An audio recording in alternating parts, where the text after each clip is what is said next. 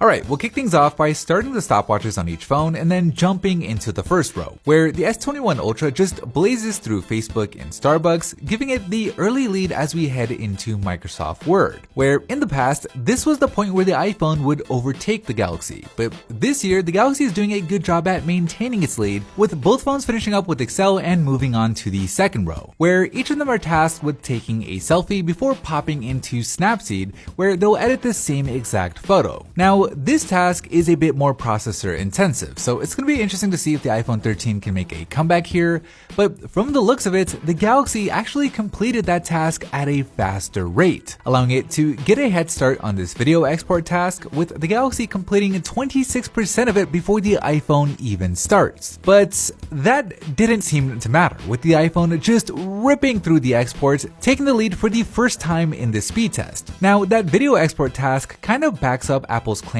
with the A15 Bionic chip, but the thing is, the Galaxy isn't too far behind, with it completing the browser test at about the same rate, joining the iPhone in the gaming row, where it trails by only around half an app, so still plenty of time for the S21 Ultra to make a comeback here, especially since historically the Galaxy is faster at loading the more lightweight apps in the bottom row. But for now, it needs to make up some ground here in the gaming row, where at least so far, the iPhone has been loading each and every one at a faster rate. And with the iPhone finishing up with that last game and moving on to the bottom row, the Galaxy really needs to push it here in forward assault. But unfortunately, it just isn't able to make up any ground, allowing the iPhone to improve on its lead as it pulls a full lap ahead late here in the first lap, where it does stutter a bit in Disney Plus, just as the Galaxy loads ESPN at a faster rate. But at least for this first lap, the iPhone manages to finish first with a time of 1 minute and 51 seconds, while the Galaxy loaded both Disney Plus and Amazon at a faster rate, helping it finish the first lap just 7 seconds later with a time of 1 minute and 58 seconds. So at least when it comes to perceivable real-world speed with apps that are actually on the App Store,